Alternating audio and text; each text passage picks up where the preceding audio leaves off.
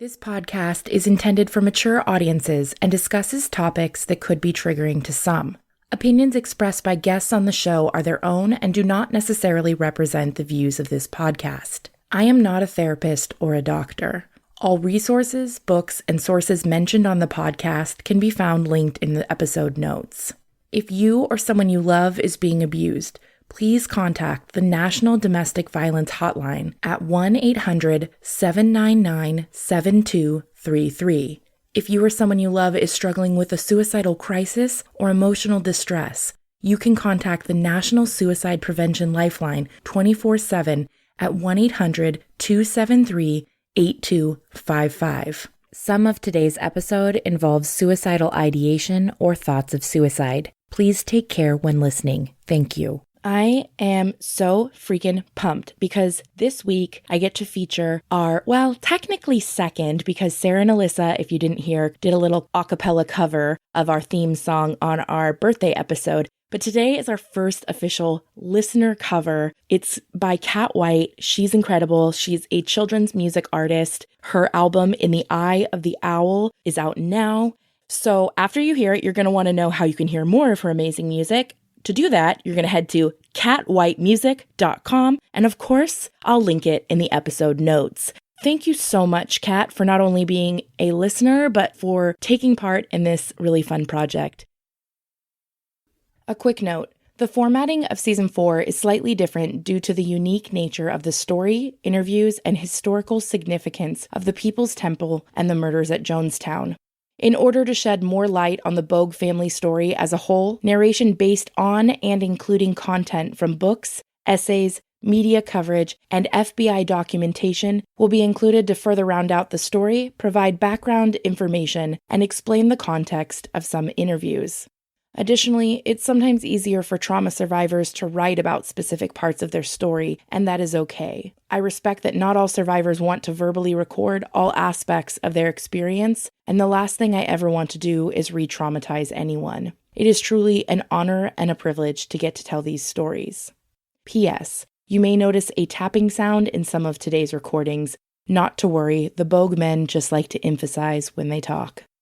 Thank you, friends. It's often difficult for those who have not been under the influence of mind control to understand how everyday people can find themselves in destructive cults. On the topic of cult psychology, Stephen Hassan, author of Combating Cult Mind Control, writes, "Since there are so many different types of mind control cults, it would be impossible to describe the beliefs and practices of each one, or even each type. The best way to learn about a specific group is to locate a former member or a former member's written or video account. Ex-members are a great source of information. Still, certain themes of cult membership are more or less universal. Here are 9 of the most common ones. The doctrine is reality. There is no room in a mind control environment for regarding the group's beliefs as mere theory or as a way to interpret or seek reality. The doctrine is reality. Some groups go so far as to teach that the entire material world is an illusion. Therefore, all thinking, desires, and action, except of course those prescribed by the cult, do not really exist. Doctrine is to be accepted, not understood. Therefore, the doctrine must be vague and global, yet also symmetrical enough to appear consistent. Its power comes from its assertion that it is the one and only truth, and that it encompasses everything. Reality is black and white, good versus evil. Even the most complex cult doctrines ultimately reduce reality into 2 basic poles: black versus white, good versus evil, spiritual world versus physical world, us versus them. Devils vary from group to group. They can be political or economic institutions such as communism, socialism, or capitalism, mental health professionals, entities such as Satan, spirits, or aliens, or just cruel laws of nature. Devils are certain to take on bodies of parents, friends, ex-members, reporters, and anyone else who criticizes the group. Some groups cultivate a psychic persona, telling members that spirit beings are constantly observing them and even taking possession of them whenever they feel or think in non-cult ways. Elitist mentality. Members are made to feel part of an elite corp of humankind. This feeling of being special or participating in the most important acts in human history with a vanguard of committed believers is a strong emotional glue that keeps people sacrificing and working hard. As a community, cult members feel they have been chosen by God, history, fate, or some other supernatural force to lead humanity out of darkness into a new age of enlightenment. Cult members have a great sense not only of mission, but also for their special place in history. They believe they will be recognized for their greatness for generations to come. The group will over the individual will. In destructive cults, the self must submit to group policy and the leader's commands. The whole purpose or group purpose must be the focus. In any group that qualifies as a destructive cult, thinking of oneself or for oneself is looked at as wrong. The group comes first. Absolute obedience to superiors is one of the most universal themes in cults. Individuality is bad, conformity is good. A cult member's entire sense of reality becomes externally referenced. They learn to ignore their own inner self and trust the external authority figure. They learn to look to others for direction and meaning. Leaders of different cults have come up with strikingly similar tactics for fostering dependency. They transfer members frequently to new and strange locations, switch their work duties, promote them, and then demote them on whims, all to keep them dependent and off balance. Strict obedience, modeling the leader. A new member is often indoctrinated and groomed to give up old thought and behaviors by being paired with an older cult member who serves as a model for the new member to imitate. In Bible groups, this is sometimes referred to as shepherding or discipling. The newcomer is urged to be this other person. Mid-level leaders are themselves urged to act like their superiors. The cult leader at the top is, of course, the ultimate model. What the outsider is seeing is the personality of the leader passed down through several layers of modeling. Happiness through good performance. One of the most attractive qualities of cult life is the sense of community it fosters. The love seems to be unconditional and unlimited at first, and new members are swept away by a honeymoon of praise and attention. But after a few months, as the person becomes more enmeshed, the flattery and attention are turned away toward new recruits. Most members continue to believe that the group has the highest level of love on earth. However, the cult member learns that in the group, love is not unconditional, but depends on good performance. However, experientially, the cult member learns that in the group, love is not unconditional, but depends on good performance. Behaviors are controlled through rewards and punishments. Competitions are used to inspire and shame members into being more productive. If things aren't going well, if there's poor recruitment or unfavorable media coverage or defections, it is always individual members' faults, and their ration of, quote, happiness will be withheld until the problem is corrected. In some groups, people are required to confess sins in order to be granted happiness. If they can't think of any sins, they are encouraged to make some up. Many people come to believe that they really committed these made-up sins. Real friendships are a liability in cults. A cult member's emotional allegiance should be vertical, up to the leader, not horizontal toward peers. Friends are dangerous, in part because if one member leaves, they may take others with him. Of course, when anyone does leave the group, the love formerly directed to them turns into anger, hatred, and ridicule. Manipulation through fear and guilt. Cult members come to live within a narrow corridor of fear, guilt, and shame. Problems are always their fault, the result of their weak faith, their lack of understanding, their bad ancestors, evil spirits, and so forth. They perpetually feel guilty for not meeting standards. The leader, doctrine, and group are always right, they are wrong. They also come to believe that evil is out to get them. Phobias are the ultimate fear weapon of mind control. Shame and guilt are used daily through a variety of methods, including holding up some member for an outstanding accomplishment or by finding problems in the group and blaming members for causing them. Fear is a major motivator. Each group has its devil lurking around every corner, waiting for members so it can tempt and seduce them to kill them or drive them insane. The more vivid and tangible the devil, the more intense cohesiveness it fosters. Emotional highs and lows. Life in a cult can be like a roller coaster. Members swing between the extreme happiness of experiencing the truth with an insider elite and the crushing weight of guilt, fear, and shame. Problems are always due to their inadequacies, not the group's. They perpetually feel guilty for failing to meet objectives or not conforming to standards. If they raise objections, members are likely to get the silent treatment or be transferred to another part of the group. These extremes take a heavy toll on a person's ability to function. When members are in a high state, they can convert their zeal into great productivity and persuasiveness. But when they crash, they can become completely dysfunctional. Changes in time orientation. An interesting dynamic of cults is that they tend to change people's relationship to their past, present, and future. Cult members tend to look back at their previous life with a distorted memory that colors everything dark. Even the most positive memories are skewed toward the bad. The cult member's sense of the present is manipulated too. They feel a great sense of urgency about the tasks at hand. Many groups teach that the apocalypse is just around the corner. Some say they are preventing the apocalypse, and others merely believe that they will survive it. When you are kept extremely busy on critical projects all of the time, for days, weeks, or months, everything becomes blurred.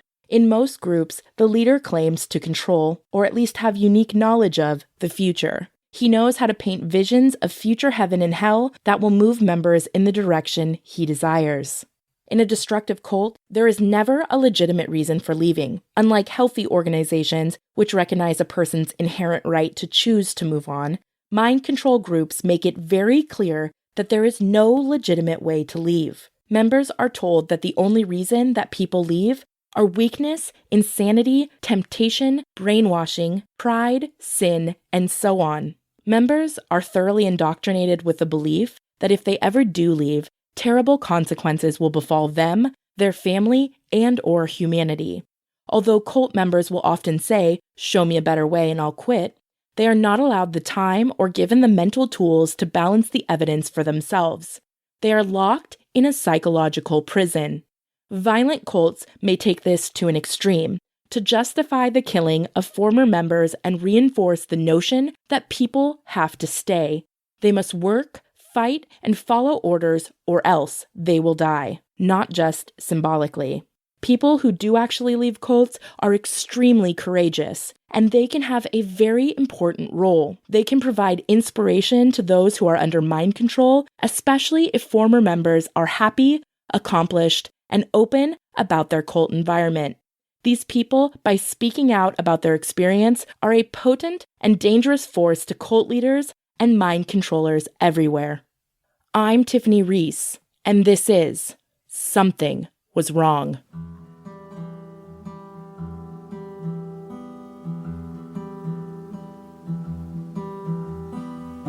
You think you know me, you don't know me well at all.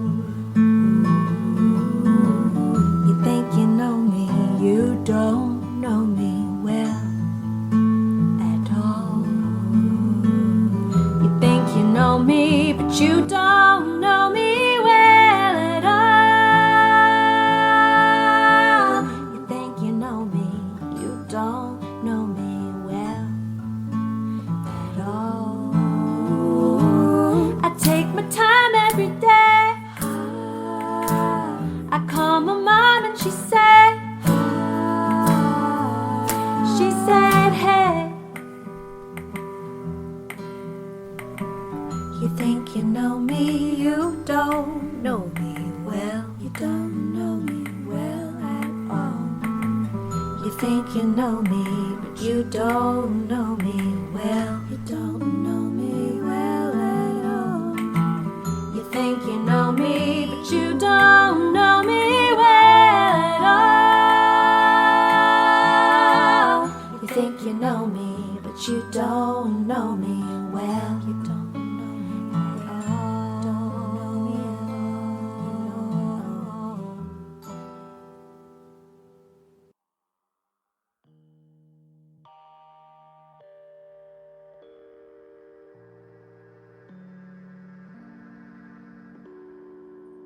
a fellow in San Francisco, he got a hold of a bunch of this government foods, and they moved them up to Redwood Valley, and then somehow the leak got out, and I was driving a truck loaded with this food and all to take it to this place where we was going to hide it, and the county woman somewhere pulled us over, and I had to accept that it was my job.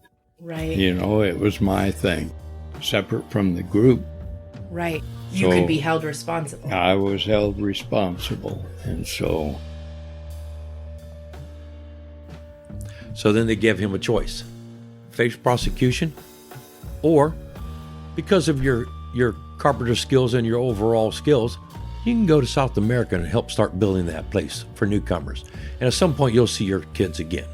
It's your choice. Well, so what was the real choice? Be in prison for many, many years, or go down there, where at least you still had some level of freedom and the hope that you would see your kids again. He was blackmailed. He was blackmailed into move. They're just straight up, we're going to make your life miserable if you leave. Well, considering that the district attorney of Mendocino was one of the church members, as was many of the sheriff's department, police department. Oh, yeah. Wow. And when I say many, I don't mean most. I'm just saying many. But the most powerful one was the district attorney. And then you have a sheriff, some of the deputy sheriffs going there too. Well, guess what? They got the whole thing laid out. You're going to prison. And with that mind control, I mean, people are already so easy to influence at that point, probably. And, yes. And, segregated from the rest of the world and their life, that it's hard for them to see a lot of options beyond blackmail in front of them. Absolutely. And let's not forget, too, that was still during the time of social unrest. Like I said, many people back then joined just for some normalcy in their life in terms of things were the same. And yes, we were very reactionist type organization also.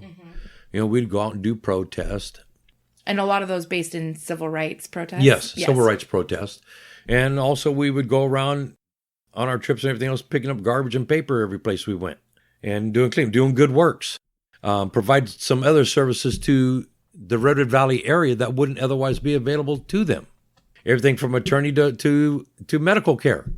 All a mechanism to draw more people in, of course. Right. And it's gives you this invisibility cloak. Look how great we are. Look what we're doing for your community. It's the same tactics abusers use. They're not abusive all the time. There's those times where they're like, look at this fabulous impact we're making, not only to those in it, but also to the city. Yes. If people see this group of amazing people cleaning up trash on the side of the road, they're going to say, wow, look at that. Those people, they must be really, really good people. Oh, definitely. Or if some department within the city that maybe the city was short funded on. I don't know if this happened, but I'm just using it as an example. Okay, was short funded on something and they need a bunch of their vehicles worked on or something. So the church would say, yeah, you know what? We have an auto repair place right over here that services our vehicles. Bring them on in. We'll just take care of them. Don't worry about it. Now you have government agencies backing you up, supporting you. No, they're a fantastic group. Look what they did for us. Again, it was a buildup on power. And they were always out catering to elected officials, trying to draw them in. I could tell you, most of the civil activists of that era, I have personally heard them speak. They came to the People's Temple. People's Temple supported them. So, the Angela Davises, the Huey Newtons, Dennis Banks, I mean, the list just goes on and on and on. And then as things developed, they started leaning more towards the political leadership. The George Mosconis, all that. I mean, we got pictures with Jim Jones and Jerry Brown walking down the street. Him meeting with Rosalind Carter. He becomes appointed of one of the housing authorities. I think it's the Oakland Housing Authority. Jones does, either Oakland or San Francisco. That's all political favor. Why? Because they started using the church as a political machine too, going out and pushing for their votes to get people to vote for this particular person. Everybody in the church would vote for the same person. They were told to. So, yes, they became a political machine also. This was a constant evolvement of power. And that's why when certain things would happen, many of the ones who were supposed to be digging into this, when reports of abuse are occurring and everything else, just turned a blind eye. because there was just so much political capital built within that temple.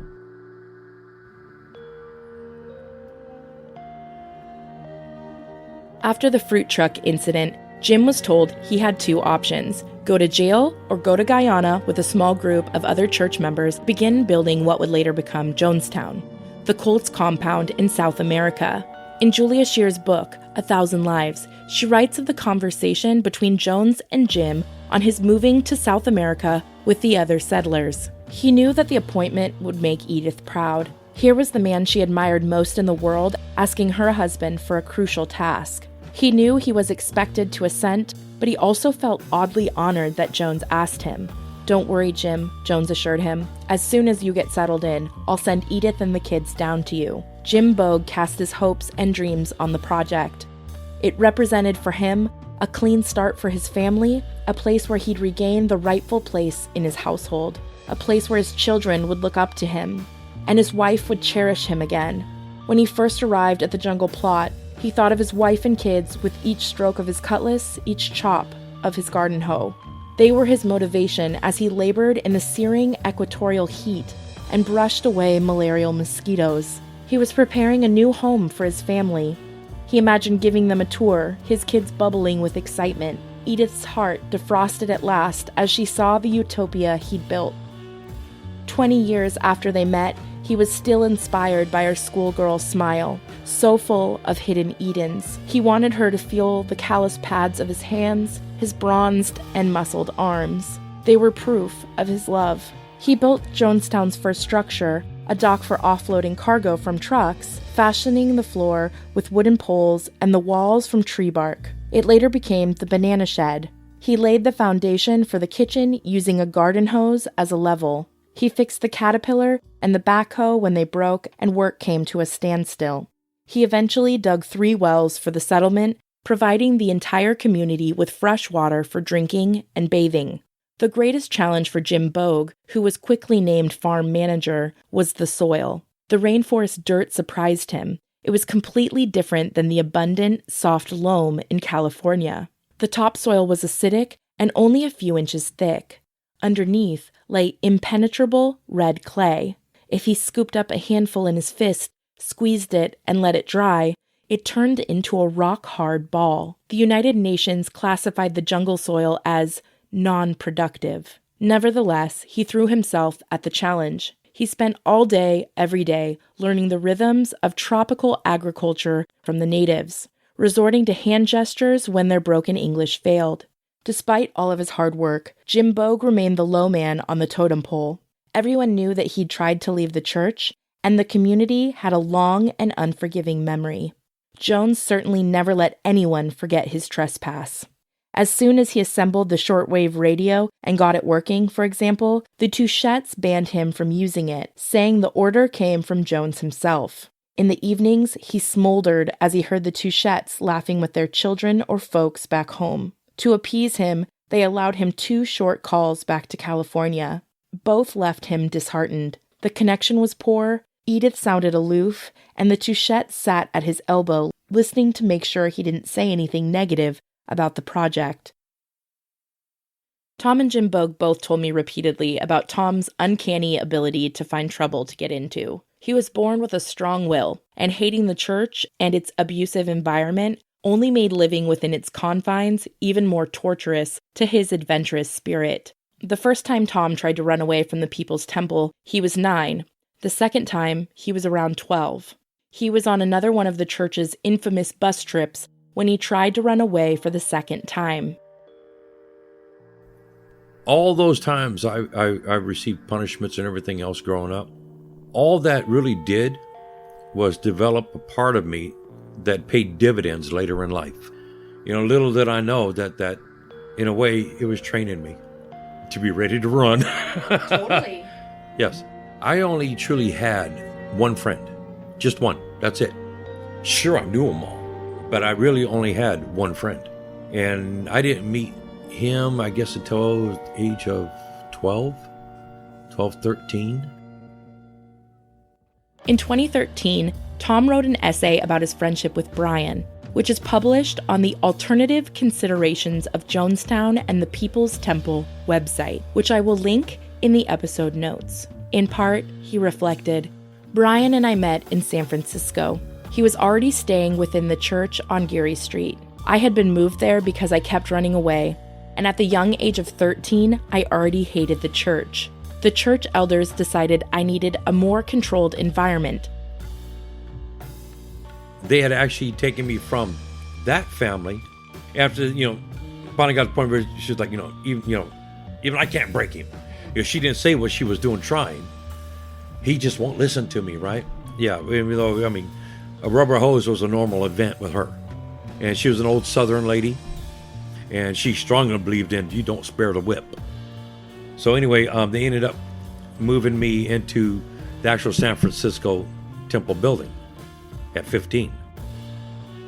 I was shown my new accommodations, which was a small upstairs room in the back of the church. I was introduced to a red-headed kid about the same age as myself. I was told he was to be my roommate. His name was Brian Davis. We hit it off right from the beginning. We both enjoyed the TV series Gallery and Twilight Zone, our favorites. And we both played musical instruments. And we were both to start the 9th grade in the fall at Presidio High School. Since we lived out of district for Presidio, we had to be dropped off at this older lady's house across the street from the school. We learned to make lye soap there, and we were told, if anyone asked, to say that this is where we lived. Behind the school was a steep hill. After school, while we waited for our ride to show up, we would ride our skateboards down this hill. Could Brian ride a skateboard? His skateboard was a bonsai, a top-of-the-line board, and he showed no fear. A lot of tricks you see today, he was doing back then. Eventually, our ride would show up, and back to the church we went. It didn't take long for both of us to discover how much disdain we had for the church and its rules. He often spoke of how much he wanted to go back home to his mother's, but his dad wouldn't let him. That saddened him greatly. During the year Brian and I lived at the church, we formed a very strong bond. For a place to try and get two people to conform to their mentality, they could not have put two more strong-minded, non-conformist people together than the two of us. Before long, we were sneaking out of the church through a side door and a hole in the fence. Avoiding security became a new game for us. The freedom we felt once outside the fence was exhilarating. We just enjoyed it like nothing else. We would explore all over San Francisco, ride the buses by sneaking in the back exit door. Rarely would the bus driver spot us. After several hours, we would have to face the fact that we had to go back to the church. And this was the tricky part. We had to sneak back in, go and find an out-of-the-way spot to hide in, but not so hidden that we couldn't be found, and wait. Sooner or later, someone would find us, all pissed off, asking where we had been. Right here, we would tell them. We didn't know anyone was looking for us. This was a lot of fun for us. We fooled the adults, and we were free for a little while. One time when we were out, we tried smoking weed for the first time. We didn't like the effect it had, and wouldn't you know it, we were caught sneaking back in. For our discipline, we had to do exercises for an hour, and then we had to pick lint and whatever little pieces of whatever you find in the carpet for the rest of the night until morning, and then go to school. When they caught us, me and my buddy Brian, one of the disciplines is we had to sit there and pick lint out of the main area rug all night on our hands and knees. Yeah, lint, any little pieces of paper, anything, all night long. Another time we were caught smoking cigarettes. For this, we had to chip up ancient linoleum from a floor on our hands and knees all night. It made us miss the carpet. We had pimples on our knees by morning from the glue and dirt forced into our skin. It took a couple of weeks to heal. We had to scrape linoleum off a floor with a putty knife on our hands and knees. Where other people had like those shovel scraper things to pop it up, no, not us. By next morning, our knees were infected and everything else. Glue and everything gets shoved into our knees. Yeah, it became quite a mess. It took a while to get it to heal up. Still, we were not deterred from our ways. On the contrary, all it did was strengthen our resolve in our feeling for the church. We started planning to run away. Brian to his mother's house, and me, well, I don't know where to go. To my uncle and aunt's house, I guess. I would have to check with them. School was out now, and now, at the age of 14, we had more spare time to plan our escape. Brian needed money for a bus ticket to his mother's, but we had none.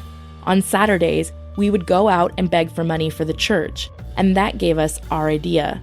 Each Saturday when we went out, we would take $2 each from the can and hide it for Brian's ticket. It took months. Finally, the day came that we had enough money. The following week, we decided to make a run for it. The plan was I would go with Brian to get his bus ticket, and then we would go to my uncle's house and talk to them, and then Brian would go catch Greyhound. The plan was flawless for two 14-year-olds. If it didn't work, we decided we'd just run somewhere. Didn't care where. Just gone. The day came for the big escape. We slipped out through the side door of the church and went for the hole in the fence. But what? They had fixed the hole. This should have been our first warning that things weren't going to go well. Brian came up with a distraction for the guard at the back gate. He was good at coming up with distractions. He was just so damn smart. And he told me to go hide next to a car by the gate. I did. Then I heard this bang and blood-curdling scream coming from Brian. I remember thinking, oh my God, what happened to him? The guard goes running in that direction.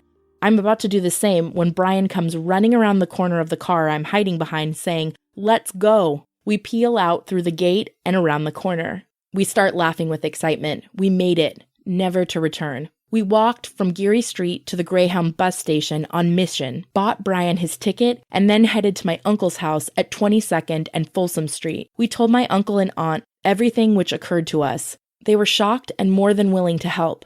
I couldn't believe my ears when they said I could live with them. All they had to do was contact my mother and work out the details. My father had been shipped off to Jonestown 2 years earlier for trying to leave the church.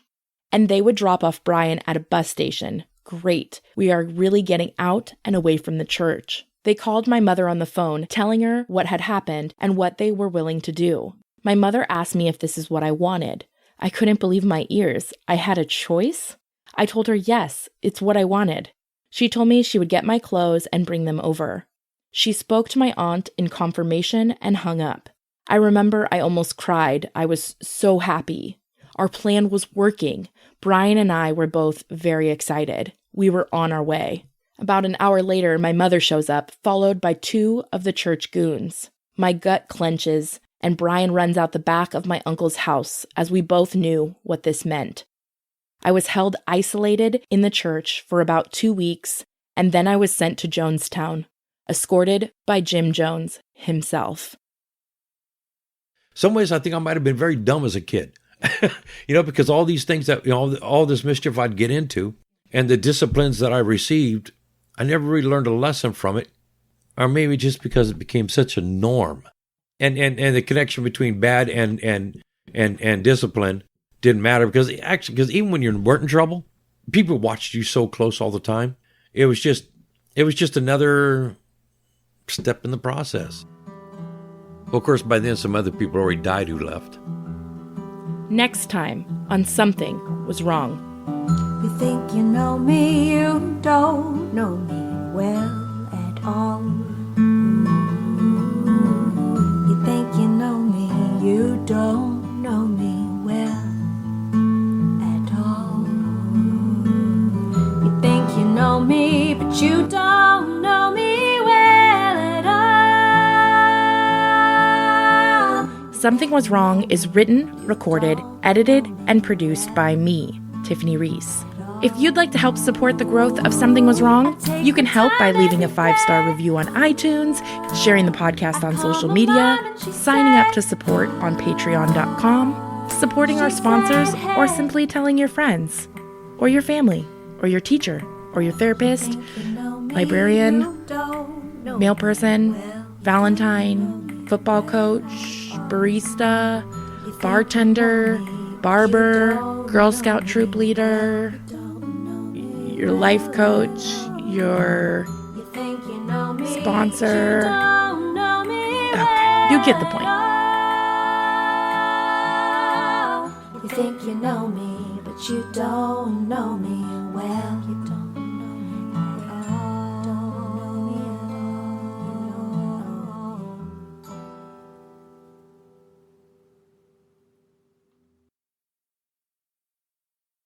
Don't miss Shop, Play, Win Monopoly at Safeway. You could win free groceries for a week, month, or a year. Every ticket wins an offer, a prize, or tokens for sweepstakes. Just scan your tickets in the Shop, Play, Win app and see what you won. And be sure to play the digital game with over 100 million in prizes. Download the Shop, Play, Win app to play today. No purchase necessary. See rules at www.shopplaywin.com. Hasbro is not a sponsor of this promotion.